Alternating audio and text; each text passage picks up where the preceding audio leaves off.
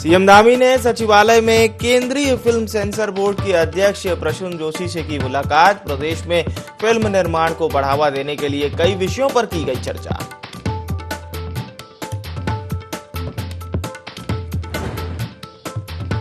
विधानसभा में आयोजित किया गया मां नंदा देवी सम्मान समारोह। केंद्रीय सामाजिक न्याय राज्य मंत्री और विधानसभा अध्यक्ष ने की शुरुआत। 13 महिलाओं को दिए गए सम्मान।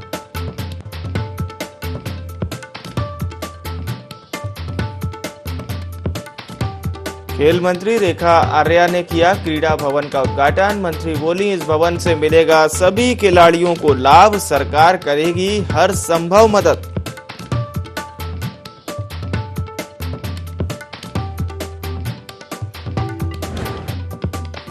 और हरिद्वार के लक्सर में भी डेंगू ने पसारा पैर। डेंगू से हरिद्वार जिले में दूसरी मौत। जिलाधिकारी ने की जन सहयोग की अपील। कहा, स्वास्थ्य विभाग के नियमों का पालन करें लोग।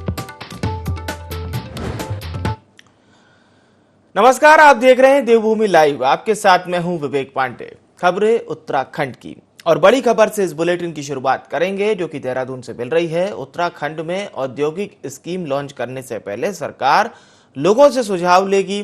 उद्योग से जुड़े हुए लोगों से भी सुझाव लिए जाएंगे, निवेशकों से सुझाव लिए जाएंगे। तो उद्योग और एमएसएमई सेक्टर में नई स्कीम लॉन्च करने से पहले आम लोगों और निवेशकों से राय ली जाएगी। मुख्य सचिव डॉक्टर एस संधू ने अधिकारियों को इस संबंध में निर्देश दे दिए हैं। मुख्यमंत्री स्वरोजगार योजना सहित अन्य योजनाओं के संबंध में फील्ड स्तर पर फीडबैक जरूर लिया जाए, ये साफ तौर पर मुख्य सचिव का कहना है। तो यानी कि सरकार पूरी तरह से इसमें लोगों की भी भागीदारी सुनिश्चित कर रही है। हमारे साथ प्रिंसिपल करस्पॉन्डेंट कैलाश बेस जुड़ चुके हैं। कैलाश, अब तो ऐसा लग रहा है जैसे सरकार की ये कवायद ही हो गई है कि जो भी पॉलिसी होगी जनता को भी सीधे जोड़िए और जनता जो कहे उसका पालन भी कर दीजिए। यानी कि सबसे प्रमुख चीज बजट में हमने इसकी नजीर पेश की, ये नजीर देखी।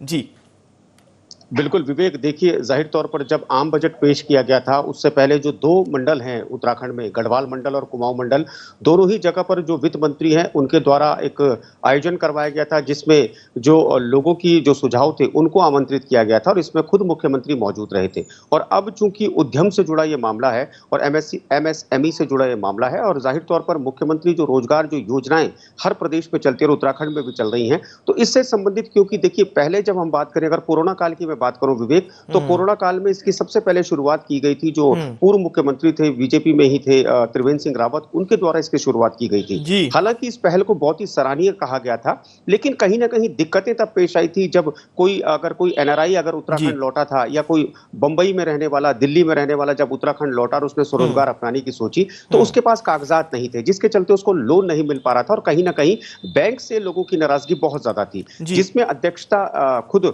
जिलाधिकारी कर रहे थे। लेकिन जब बैंक अपनी पात्रता बताता है तो कहीं ना कहीं जिलाधिकारी भी पीछे हट जाते थे। लेकिन इसी वजह से अब ये जो स्वरोजगार योजना जो चल रही है, इसीलिए इसमें जो सुझाव है उनको आमंत्रित किया गया है ताकि बीते दिनों में जो समस्याएं लोगों के सामने आई थी, बैंक के सामने जो समस्या आई थी और प्रशासन के सामने जो समस्या आई थी, तीनों का एकीकरण करके कुछ ऐसे नतीजों पर सरकार यहां पर फैसला ले ताकि ना तो लोगों को जो लोन ले रहा है, जो स्वरोजगार अपना रहा है उसको दिक्कत हो, जो प्रदेश में जो आ रहा है, जो अपना बहुत बड़ा उद्योग यहां पर लगाना चाहता है उसको कोई दिक्कत हो और ना ही प्रशासन को कोई दिक्कत हो। यह सबसे बड़ी पहल है और इसीलिए यहां पर जो मुख्य सचिव है उनके द्वारा यहां पर आदेशित यहां पर किया गया है कि तमाम जो लोग हैं जो उद्यम लगाना चाहते हैं या फिर जो स्वरोजगार अपनाना चाहते हैं प्रदेश में, वो इस तरह की यहां पर पहल करें और अपने सुझाव दें। बिल्कुल, और ये निर्देश भले ही मुख्य सचिव ने दिए हों लेकिन इसके पीछे थिंक टैंक कहीं ना कहीं सीएम धामी का ही होगा, क्योंकि ये उनकी सरकार के काम करने का हम मान सकते हैं कि शगल हो गया है। बिल्कुल बने रहिएगा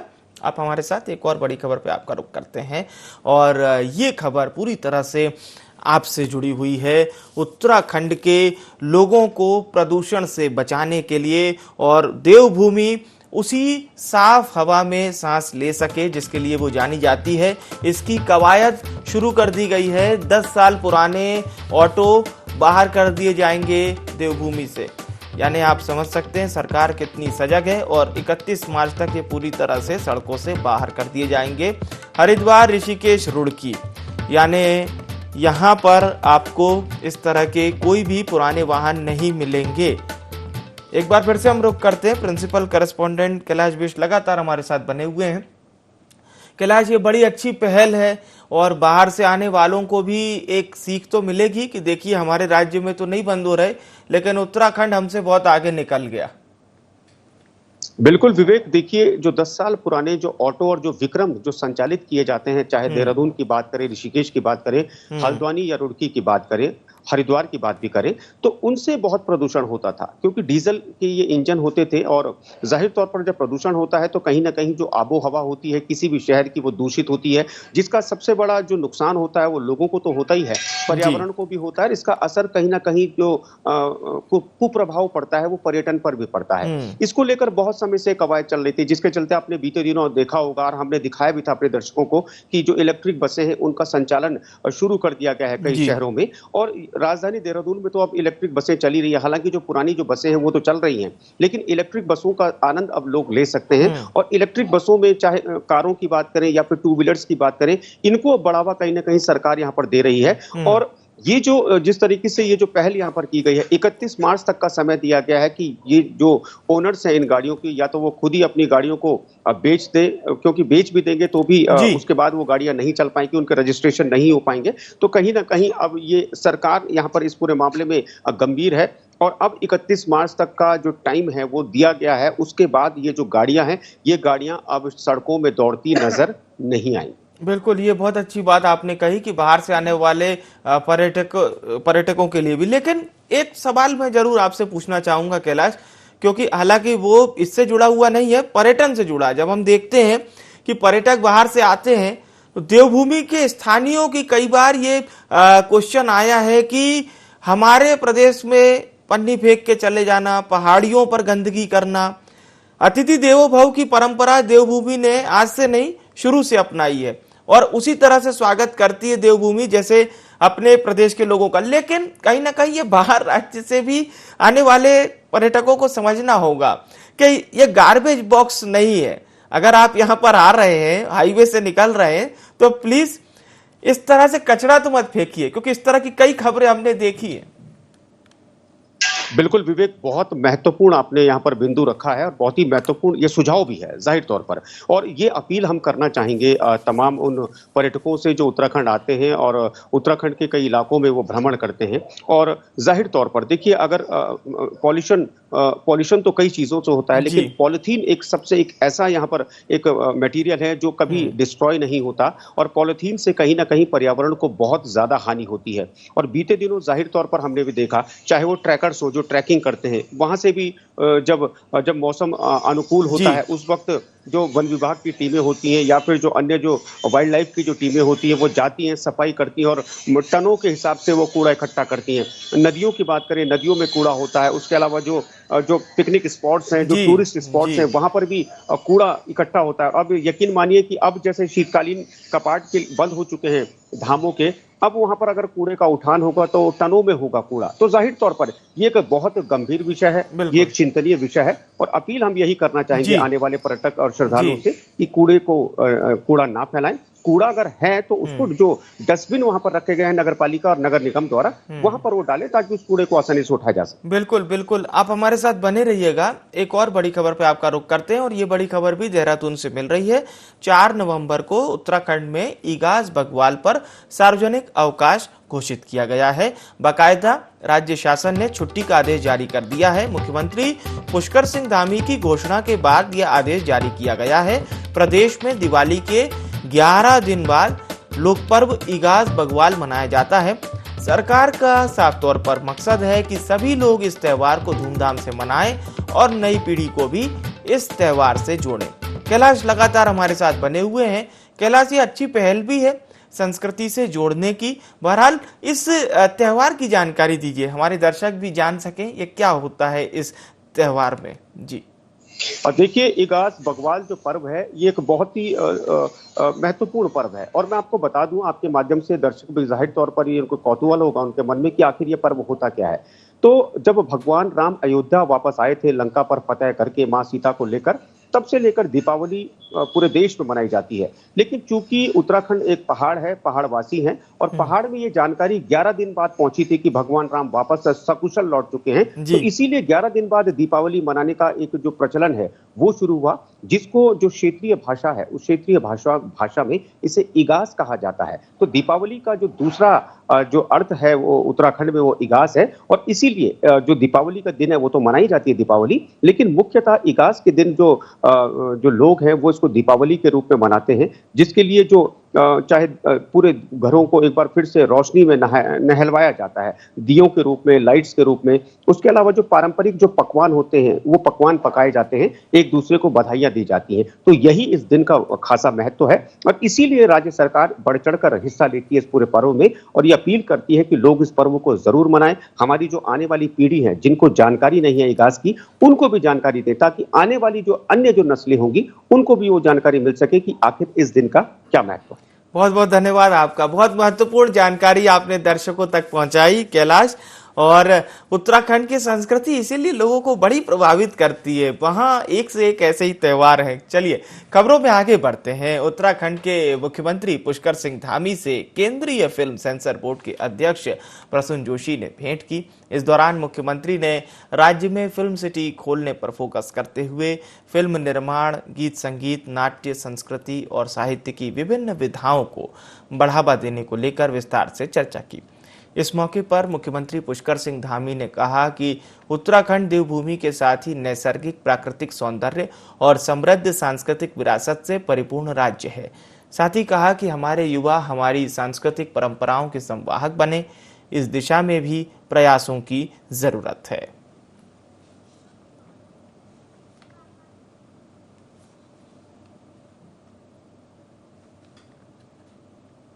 मुख्यमंत्री पुष्कर सिंह धामी हल्द्वानी दौरे पर रहे। इस दौरान मुख्यमंत्री धामी ने जिला अस्पताल का औचक निरीक्षण किया और मरीजों का हालचाल जानकर व्यवस्थाओं की तमाम जानकारी ली। उन्होंने कहा कि ये कुमाऊं का सबसे बड़ा अस्पताल है, मरीज दूर दूर से यहाँ इलाज कराने आते हैं।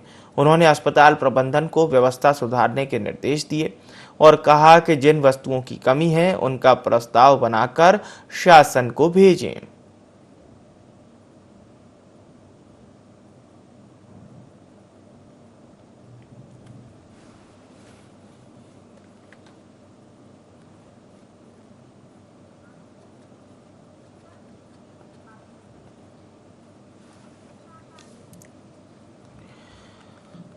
और चलिए अब बड़ी खबर के लिए बागेश्वर का रुख करते हैं। 21 वर्षीय युवक ने जहर खाकर आत्महत्या की है। लंबे समय से सेना की तैयारी ये युवक कर रहा था। दरअसल अग्निवीर भर्ती की परीक्षा में फेल होने से ये युवक दुखी था।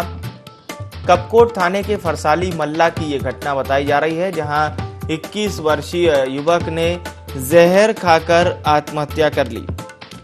बताया जा रहा है कि ये युवक लंबे समय से सेना की तैयारी कर रहा था। कपकोट थाने के फरसाली मल्ला की ये घटना बताई जा रही है।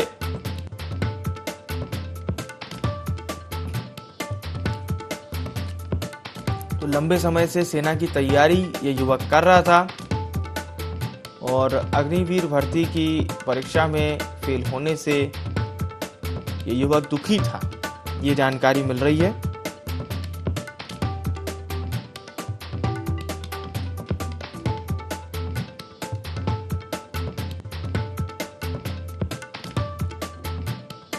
और काफी समय से सेना की तैयारी में ये युवक जुटा हुआ था। कपकोट थाने के फरसाली मल्ला की ये घटना बताई जा रही है, जहां 21 वर्षीय युवक ने जहर खाकर आत्महत्या कर ली।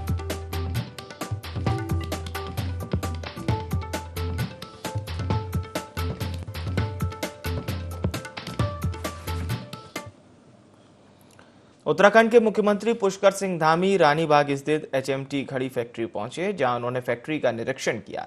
इस दौरान फैक्ट्री के कर्मचारियों ने सीएम को अपनी समस्याओं से अवगत कराया। मुख्यमंत्री ने कर्मचारियों को आश्वासन दिया कि उद्योग मंत्री से चर्चा कर समस्याओं का निराकरण करवाया जाएगा।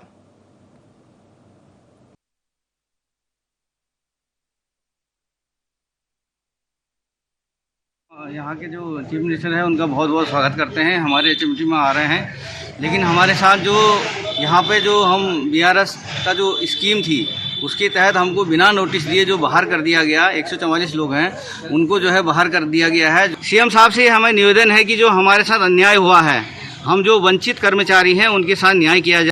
उनके बारे में भी हम बात करेंगे। माननीय भारी उद्योग मंत्री जी से मैं बात करूंगा कि उनके लिए क्या हो सकता है, जो भी अच्छा हो सकता है।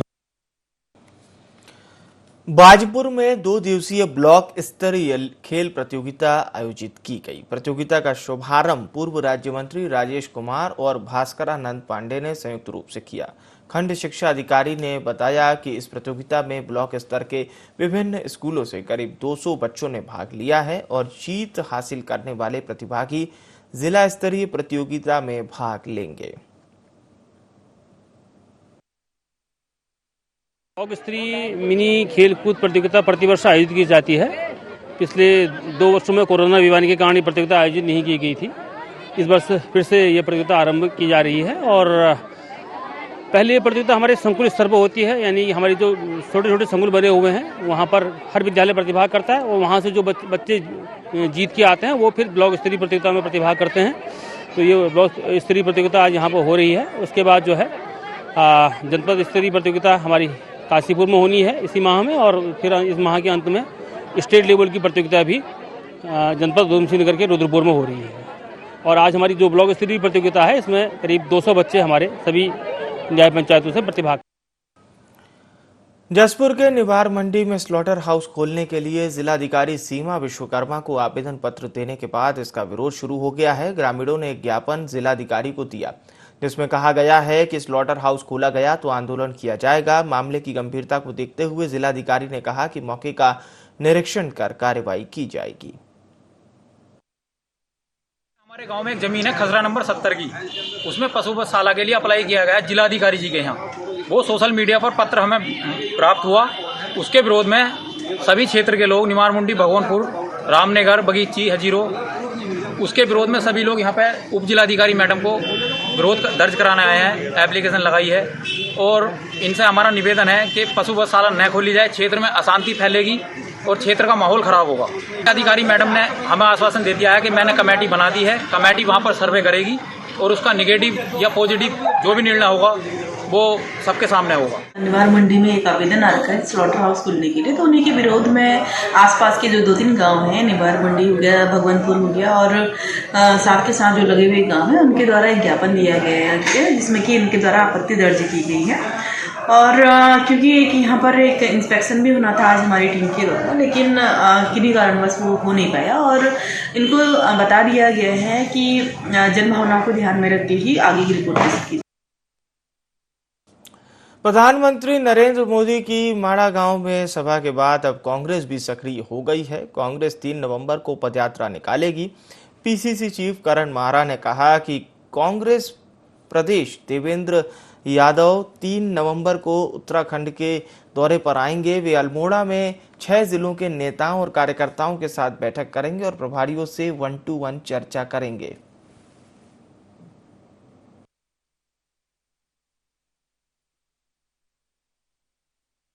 अल्मोड़ा में एक बैठक है जिसमें 6 जनपद भाग लेंगे। अनेकों विषयों पर उसमें चर्चा होनी है। उसके अलावा जो ब्लॉक अध्यक्ष जो लोग बनने वाले हैं जो हैं उनकी और जिला अध्यक्षों की बैठक वो अलग से लेंगे। 4 तारीख को वो सुबह 10 बजे से 12 बजे तक वरिष्ठ जनों से 1-to-1 मिलेंगे ताकि उनके सुझाव ले सकें। और 6 तारीख को आदरणीय प्रभारी जी बद्रीनाथ जाएंगे और जो माणा से भारत जोड़ो यात्रा का उत्तराखंड का हिस्सा है उसकी पहली यात्रा को माणा गांव जो चाइना के बॉर्डर पे है, भारत का अंतिम गांव है, वहां से उस यात्रा में वो सम्मिलित होंगे।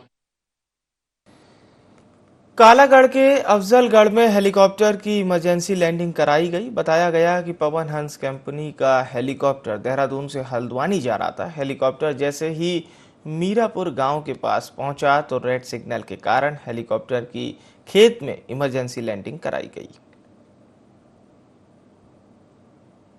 एक पैसेंजर है अनिल कुमार, हम लोग देहरादून से टेक ऑफ करके हल्द्वानी की तरफ जा रहे थे, हल्द्वानी सिविल हेलीपैड। हम लोग चले थे अराउंड 11 o'clock। अभी हमने अपने मेंटेनेंस इंजीनियर्स को इन्फॉर्म कर दिया है और रेक्टिफिकेशन पार्टी देहरादून से चल दी है।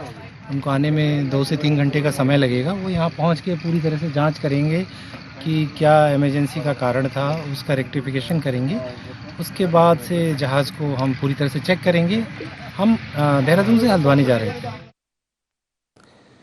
बाजपुर कोतवाली पुलिस ने 2 बाइक चोरों को गिरफ्तार करने में सफलता हासिल की है। दोनों आरोपियों के पास से चोरी की बाइक बरामद की गई है। वहीं एक आरोपी अभी पुलिस की गिरफ्त से फरार चल रहा है, जिसकी तलाश की जा रही है।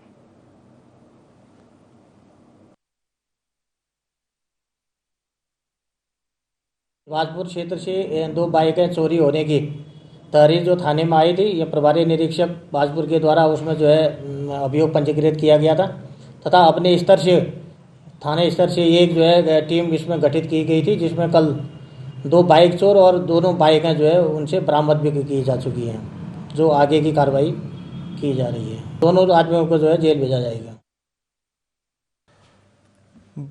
बीजेपी के प्रदेश मीडिया प्रभारी मनवीर चौहान ने बड़ा बयान दिया। उन्होंने कहा कि जिस तरीके से सरकार और संगठन जीरो टॉलरेंस की नीति अपना रही है, उसी तरीके से आगे भी ऐसी नीतियां प्रदेश में लागू रहेंगी और चाहे कितना भी रसूख वाला नेता हो, उस पर भी कार्रवाई करने से पीछे नहीं हटेंगे।